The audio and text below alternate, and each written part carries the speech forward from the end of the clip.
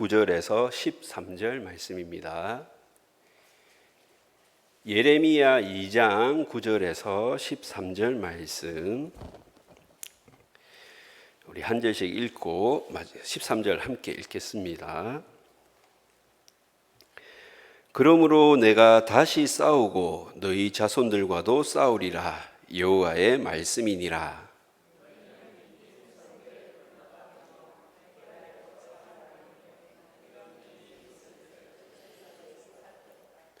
어느 나라가 그들의 신들을 신 아닌 것과 바꾼 일이 있느냐?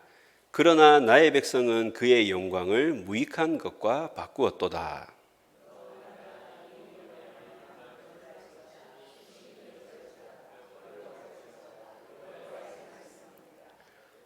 내 백성이 두 가지 악을 행하였나니 곧 그들이 생수의 근원되는 나를 버린 것과 스스로 웅덩이를 판 것인데 그들은 그 물을 가두지 못할 터진 웅덩이들이니라. 아멘.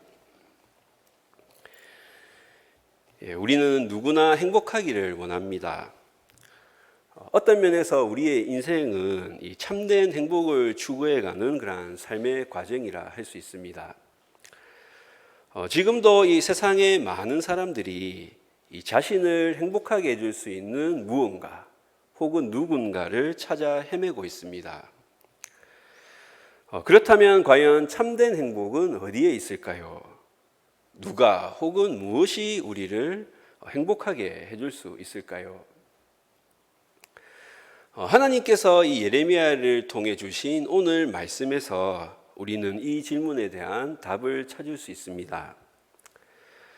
하나님께서는 유다 백성의 악을 지적하고 계신데 역설적으로 이 유다 백성들이 보여주는 이러한 악한 본성은 참된 행복의 길이 무엇인가를 우리에게 잘 보여주고 있습니다. 오늘 말씀을 통해서 참된 행복의 길, 이 행복의 진정한 원천을 찾을 수 있기를 바랍니다. 1장에 우리가 지난 시간 살펴봤던 1장에서 예레미야는 이 자신을 부르신 이 하나님의 소명을 밝히며 두 가지 환상, 살구나무 가지와 이 끓는 가마 환상을 통하여 유다의 이 암울한 미래를 예언했었습니다. 이제 2장에서 예레미야는 하나님의 관점으로 이스라엘의 죄악들을 이야기하며 그리고 그들이 행한 악에 대하여 책망하고 있습니다. 먼저 오늘 본문에서 하나님께서는 이스라엘 백성들과 이 하나님과의 관계를 두 가지 비유로 설명하고 계신데 그 첫 번째는 결혼입니다. 예레미야 선지자는 출애굽 이후 이 시내산에서 이 하나님과 맺었던 이 언약을 결혼식에 비유하고 그 이후에 이 광야에서의 생활을 이 신랑과 신부의 신혼생활로 묘사하고 있습니다. 우리 2절 말씀 한번 읽어볼까요? 2장 2절 말씀 시작. 가서 예루살렘의 기에 외칠지니라. 여호와께서 이와 같이 말씀하시기를 내가 너를 위하여 내 청년 때의 인애와 내 신혼 때의 사랑을 기억하노니 곧 씨 뿌리지 못하는 땅 그 광야에서 나를 따랐음이니라. 아멘. 출애굽 광야 시기 이때 이스라엘 백성들은 하나님을 원망하기도 했지만 그때만큼 하나님을 이 절실히 의지했던 때도 없었습니다. 그 당시는 농사를 짓지 못했고 이 목축도 하지 못했습니다. 그저 하루하루 이 보이지 않는 길을 가나안을 향해 묵묵히 걸어가야만 했습니다. 철저하게 가난한 심령이 되어서 하나님을 의지할 수밖에 없었습니다. 그때 신랑이신 여호와 하나님께서는 신부이신 이스라엘을 지켜주시고 보호해 주시고 매 순간 필요한 것을 공급해 주셨습니다. 행복한 신혼생활을 유지하며 아름다운 추억을 만들어 갔습니다. 두 번째 비유는 첫 열매입니다. 이스라엘은 이 땅의 첫 수확물을 여호와께 드려야 한다는 것을 율법으로 정해 놓았습니다. 이스라엘의 첫 열매는 누구도 탐할 수 없었고 오직 여호와 하나님만이 받으실 수 있었으며 인간이 여호와께 속한 이 성물을 먹는 것은 스스로 재앙을 부르는 일이었습니다. 이스라엘은 하나님의 첫 열매입니다. 하나님께서 이스라엘을 선택하신 이유는 그들을 통해서 여러 열방을 구원하시기 위해서였습니다. 예레미야를 이 열방의 선지자로 세우신 것도 그러한 이유입니다. 하나님께 드려진 성물인 이스라엘을 삼키면 그 나라는 징벌을 받게 됩니다. 아수르도 그렇고 바벨론도 그렇게 될 것입니다. 그런데 이제 모든 것이 변해버렸습니다. 하나님과 이 이스라엘 사이에 더 이상 이 추억과 사랑은 없습니다. 오직 갈등과 상처가 있을 뿐입니다. 그 이유는 신부 이스라엘이 하나님께 등을 돌리고 간음을 행했기 때문입니다. 이스라엘은 과거 출애굽의 기적을 통하여서 그들을 구원하시고 그리고 광야에서 구름 기둥과 불 기둥으로 인도하시고 그리고 만나와 메추라기를 통해 먹을 것을 공급하셨던 그 여호와 하나님을 잊어버렸습니다. 여호와께서 어디 계시냐 이렇게 간절히 여호와 하나님을 찾고 기도해야 했지만 그들은 그러지 않았습니다. 이스라엘은 가나안에서 이 하나님의 은총으로 풍요로운 삶을 누렸습니다. 그러면서 그들은 점점 타락해 갔습니다. 하나님의 귀중한 선물과 축복을 낭비하고 하찮게 여겼을 뿐만 아니라 하나님께서 주신 땅을 더럽고 역한 것으로 바꾸어 버렸습니다. 하나님을 버리고 그 자리를 바알과 헛된 우상들로 채웠습니다. 공동체가 건강하게 유지되려면 영적 지도자들이 올바로 서야 합니다. 그런데 이 이스라엘의 지도자들은 그들의 책임과 의무를 망각해 버렸습니다. 하나님을 가장 먼저 찾아야 할 제사장들이 하나님을 구하지도 하나님을 사모하지도 않았습니다. 율법학자들은 백성들에게 하나님의 말씀을 가르치지 않았습니다. 그들은 정작 하나님이 어떠한 분이신지 알지 못했습니다. 정치 지도자들은 하나님보다 주변 강대국들을 더욱 의지했습니다. 바알의 이름으로 예언하는 선지자들, 하나님을 두려워하지 않는 거짓 선지자들만 난무했습니다. 이들은 모두 이 이스라엘의 타락에 책임이 있는 나라의 지도자들이었습니다. 제사장도 서기관도 관리들도 모두 이 가나안의 풍요로움에 도취되었습니다. 영적으로 깨어 있어야 할 이 지도자들마저도 세상의 깊은 잠에 빠지고 만 것입니다. 자, 그런데 지금 예레미야가 지적하고 있는 이러한 문제들은 이 이스라엘의 문제뿐만이 아니라 현대를 살아가는 우리의 문제이기도 합니다. 오늘날 우리도 이 과거 이스라엘처럼 이 세상의 헛된 것들을 쫓으며 살아갑니다. 하나님의 은혜와 축복을 망각한 채 오히려 불평과 불만을 일삼을 때가 많습니다. 잘 나가고 성공하게 되면 내가 잘해서 그런 것 같습니다. 하나님이 보이지 않습니다. 하나님의 뜻을 구하기보다 자신들의 이익만을 탐하는 그런 종교 지도자들의 모습을 종종 보게 됩니다. 정치 지도자들도 이 백성들의 안위와 이 평안을 살피기보다 이 자신들의 이익과 실리를 챙기기에만 급급합니다. 하나님의 약속과 베풀어 주신 은혜를 늘 기억하며 그리고 이 하나님의 도우심을 끊임없이 간구하며 살아야 하는 것이 이 하나님의 백성의 본분이라 할 수 있습니다. 우리도 지나온 시간 동안 베풀어 주셨던 그 하나님의 사랑과 은혜를 잊지 않고 늘 기억하며 계속해서 하나님 앞에 나아가 하나님의 도우심과 은혜를 구하는 그러한 삶이 되어야 할 것입니다. 우리 가정에, 우리 교회에, 나의 직장에 하나님의 도우심이 필요합니다. 하나님의 임재가 필요합니다. 함께 해주시고 통치하여 주시옵소서. 이렇게 기도하며 하나님의 도우심을 구하는 주의 백성들이 되어야 하겠습니다. 이어서 이 9절에서 13절은 이스라엘 백성들이 행했던 이 악에 대해서 설명하고 있습니다. 9절입니다. 그러므로 내가 싸우고 너희 자손들과도 싸우리라. 여호와의 말씀이니라. 이 싸우다라는 단어는 이 법정에서 죄에 대해 다투는 것을 말합니다. 하나님께서 언약을 깨트린 이 이스라엘 백성들을 법적으로 기소하시겠다라는 뜻입니다. 이 선지서에서 가장 두려운 말씀 중에 하나가 법대로 처리하겠다입니다. 왜냐하면 하나님께서 그분의 자비와 긍휼을 멈추시고 법대로 처리하시면 살아남을 사람이 하나도 없을 것이기 때문입니다.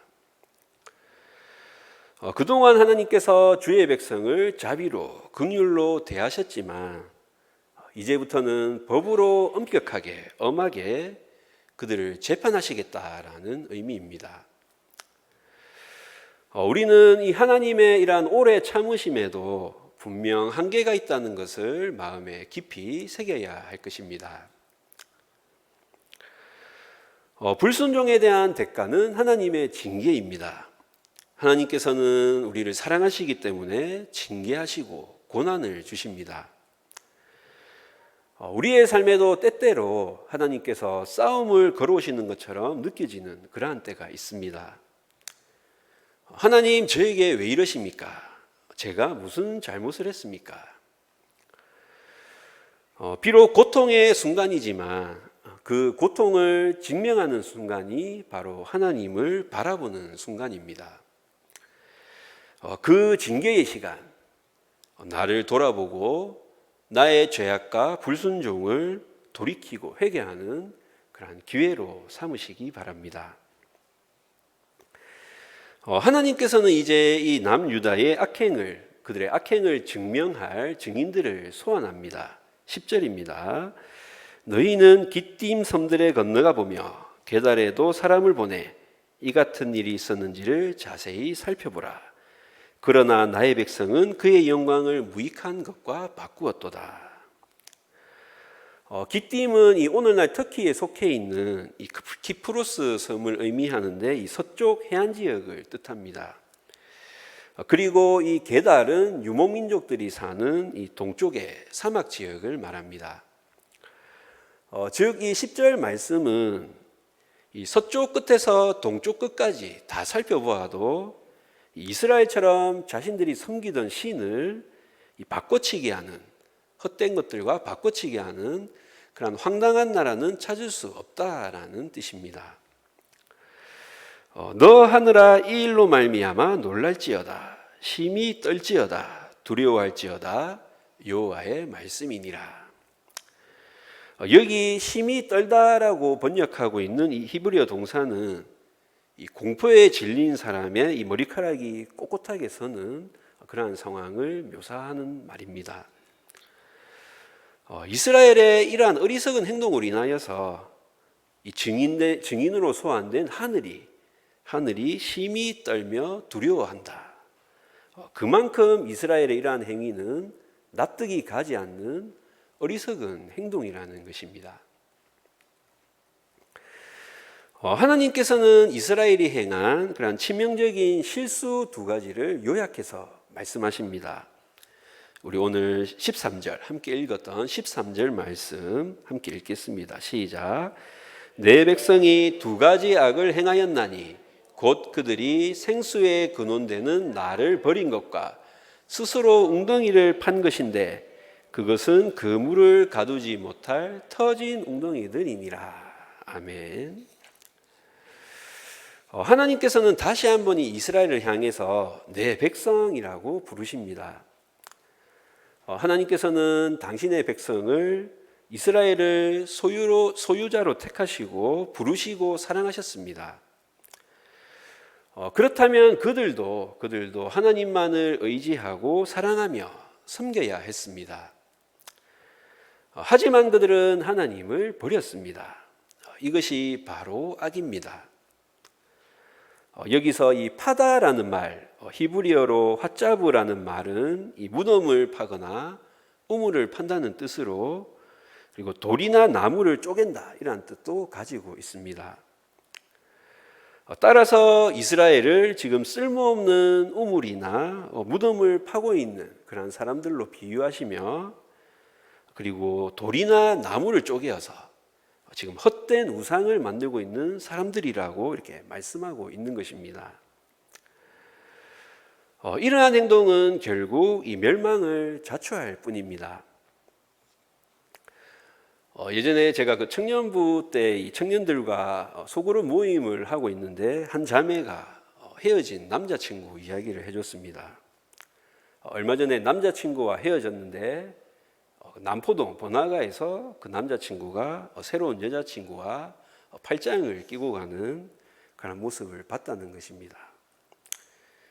그런데 그 새 여자친구가 키도 작고 얼굴도 엄청 못생기고 성격도 별로 안 좋아 보이고 그러한 모습을 보니 엄청 이제 화가 나더라는 것입니다.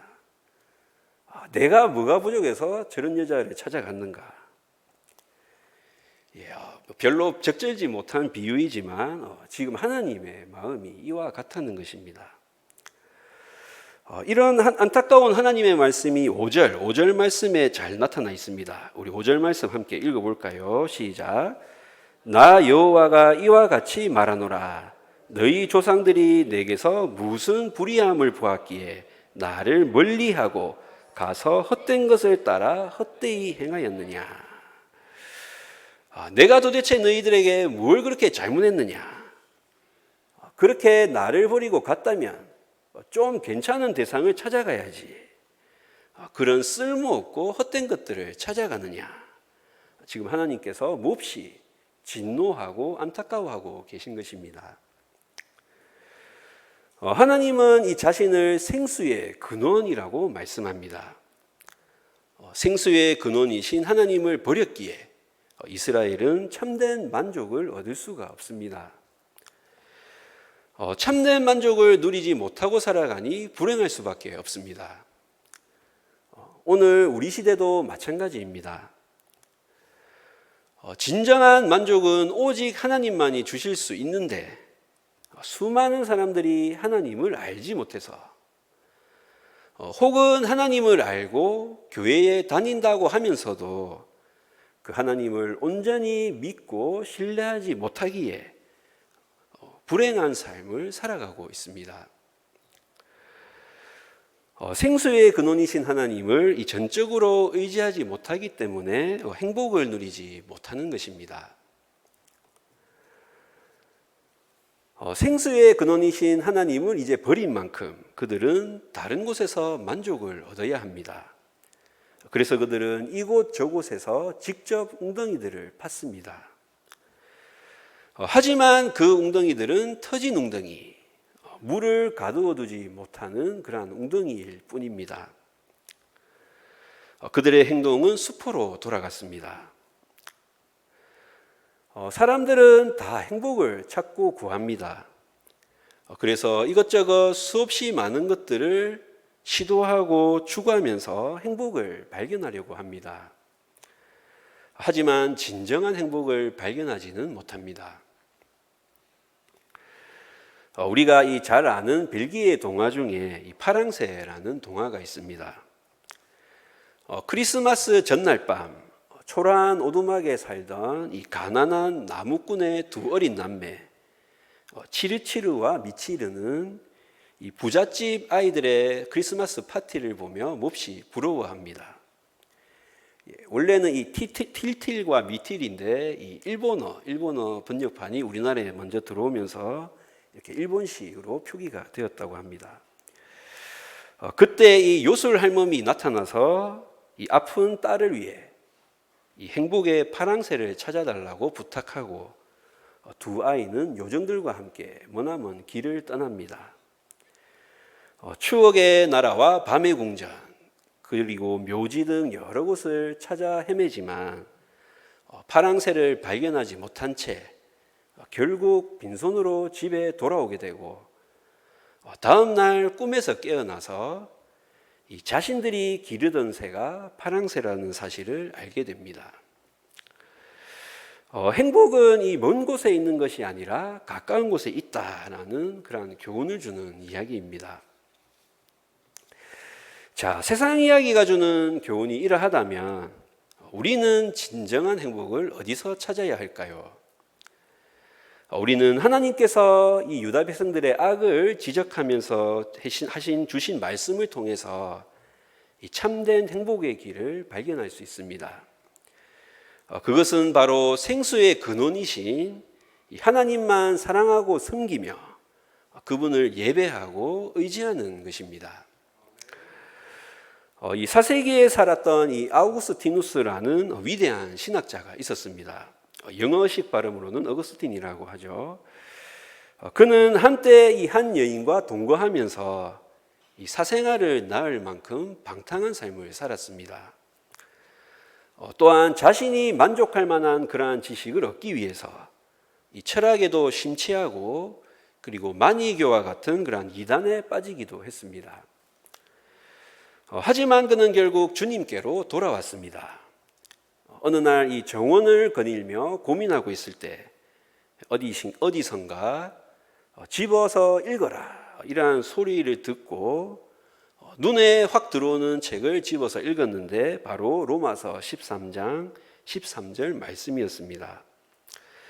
낮에와 같이 단정히 행하고 방탕하거나 술 취하지 말며 음란하거나 호색하지 말며 다투거나 시기하지 말고 오직 주 예수 그리스도로 옷 입고 정욕을 위하여 육신의 일을 도모하지 말라. 큰 충격을 받은 그는 주님께로 돌아왔습니다. 이후에 그는 그의 유명한 책 참회록에서 이렇게 고백합니다. 우리의 마음은 당신 안에서 안식을 누리기까지는 참된 쉼을 경험하지 못합니다.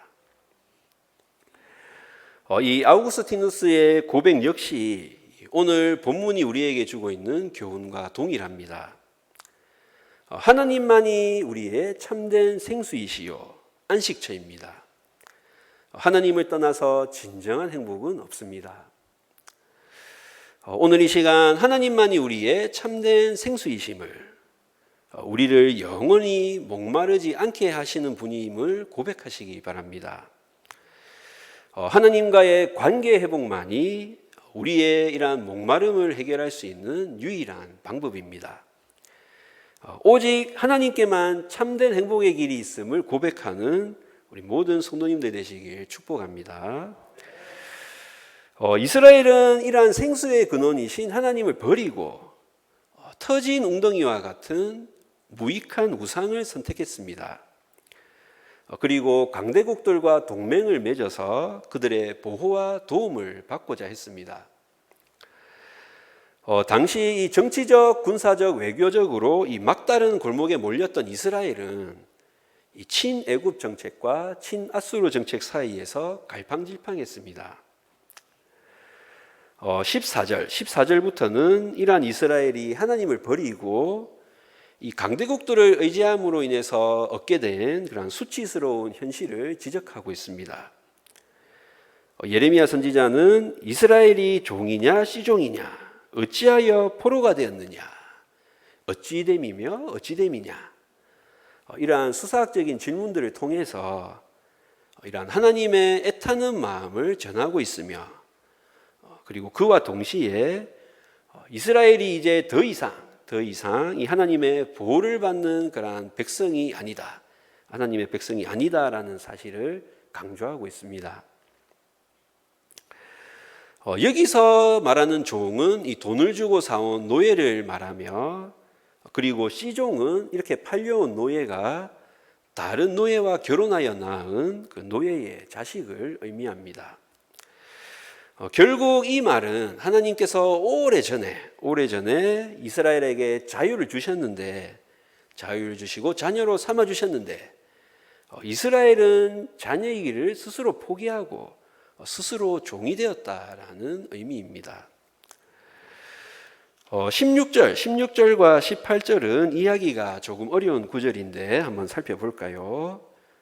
16절, 놉과 다바네스의 자손도 내 정수리를 상하였으니 내가 시올의 물을 마시려고 애굽으로 가는 길이 있음은 어찌 됨이며 또 내가 그 강물을 마시려고 아수르로 가는 길에 있음은 어찌 됨이냐.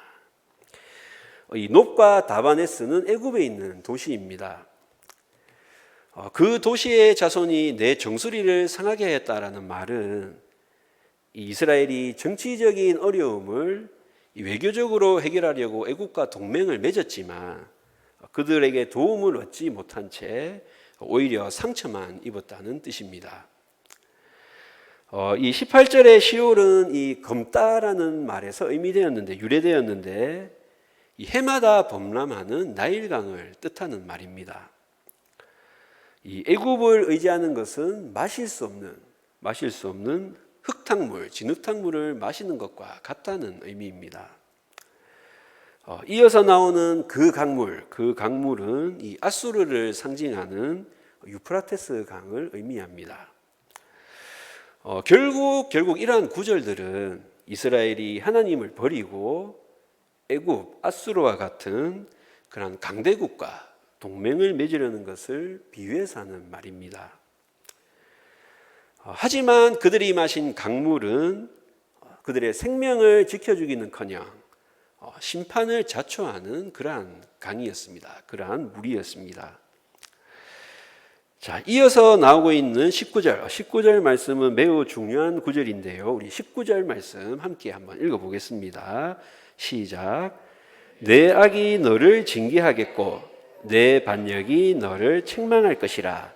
그런즉 내 하나님 여호와를 버림과 내 속에 나를 경외함이 없는 것이 악이요 고통인 줄 알라. 주 만군의 여호와의 말씀이니라. 아멘. 하나님께서는 이제 예레미야를 통해서 이제 이스라엘에게 징계가 주어지고 책망받게 될 것이다라고 말씀합니다. 그런데 참 이상하게도 그들을 징계하고 책망하는 것은 바로 그들의 악과 반역이다라고 말씀합니다. 남유다는 이 예레미야가 활동하던 시기에 이 바벨론에 의해 멸망당합니다. 바벨론의 느부갓네살 왕은 이 예루살렘을 3번이나 침공하였고 수많은 사람들을 포로로 잡아갔습니다. 마지막 3번째 침공 때는 이 예루살렘 성이 완전히 파괴당하게 됩니다. 유다가 멸망한 것입니다. 왜 유다가 멸망했습니까? 하나님께서 그들을 심판하시고 징계하셨기 때문입니다. 왜 하나님은 유다를 책망하고 징계했습니까? 그들이 악을 행하고 하나님께 반역했기 때문입니다. 유다의 악과 반역은 그들을 엄청난 고통으로 몰고 갔습니다. 나라가 쫄딱 망하고 수많은 사람들이 포로로 잡혀갔으니 얼마나 그 고통이 컸을까요? 그들이 그러한 큰 고통과 고난을 당하게 된 것은 바로 그들이 행한 악과 하나님에 대한 반역 때문인 것입니다. 자, 그렇다면 우리는 어떻게 해야 할까요? 악을 행하고 하나님을 거역하면 우리는 행복할 수 없습니다. 우리는 이 땅에서 선을 행하며 살아야 합니다. 하나님 말씀에 순종하며 살아야 합니다. 그럴 때 우리에게 행복한 삶이 주어집니다. 이것이 오늘 본문이 우리에게 전하고 있는 행복의 길입니다. 내 마음대로 행하는 것을 우리는 행복이라 할 수 없습니다. 내가 원하는 것을 모두 가져야만 행복한 것이 결코 아닙니다. 오히려 하나님 뜻에 온전히 순종할 때, 하나님 말씀에 따라 살며 선을 행할 때 우리는 행복을 누릴 수 있습니다. 오늘 말씀을 마무리하며 정리해 보겠습니다. 오늘 본문 말씀은 우리에게 어떠한 교훈을 주고 있습니까? 오늘 본문은 먼저 우리가 무엇에게서 만족을 얻고 있는가를 묻고 있습니다. 오늘을 살아가는 우리는 무엇에게서 진정한 만족을 누리고 있는지 스스로 물어보아야 합니다. 나는 무엇 또는 누구에게서 만족을 얻고 있습니까? 혹시 깨진 웅덩이나 아무런 쓸모없는 그러한 육신적인 만족을 구하며 추구하며 살아가고 있지는 않습니까? 영적인 고귀함과 거룩함을 지키기보다 육체적이고 지나치게 감각적인 것들을 구하며 살아가고 있지는 않습니까?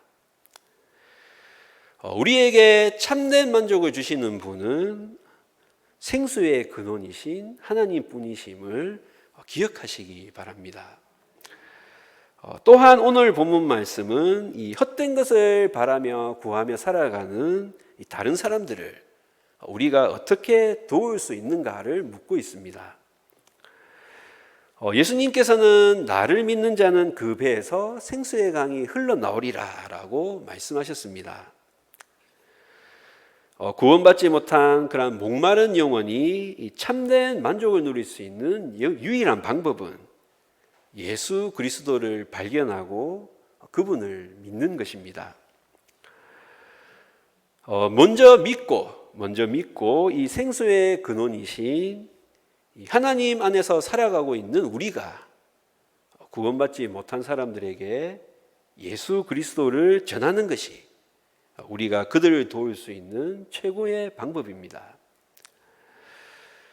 영적 갈급함 속에 지금 살아가고 있는 우리 믿지 않는 가족들이나 이웃들, 그리고 친구, 친척들에게 참된 만족을 주시는 예수 그리스도를 꼭 전하는 우리 모든 성도님들 되시길 축복합니다. 사랑하는 성도 여러분, 이스라엘은 생수의 근원이신 하나님을 버리고 잊어버리고 헛되고 무가치한 우상을 섬기기로 했습니다. 그 결과 이스라엘은 목마름을 채우지 못하고 영적으로 점점 메말라갔습니다. 하나님은 이러한 이스라엘을 엄중히 심판하셨습니다. 하나님을 버리고 우상을 섬긴 대가입니다. 오늘 우리의 삶과 이러한 이스라엘의 삶을 비교해 보면 어떻습니까? 세상의 헛된 신을 버리고 오직 생수의 근원이신 여호와 하나님만을 섬겨야 하지 않겠습니까? 우리의 영적 갈급함을 채워주시는 그 예수 그리스도를 따라 살아가야 하지 않겠습니까? 우리의 생수의 근원이시요 그리고 참된 만족과 기쁨의 근원이신 그 하나님을 사랑하고 따르기로 다짐하는 우리 모든 성도님들 되시길 주님의 이름으로 축복합니다. 우리 오늘 주신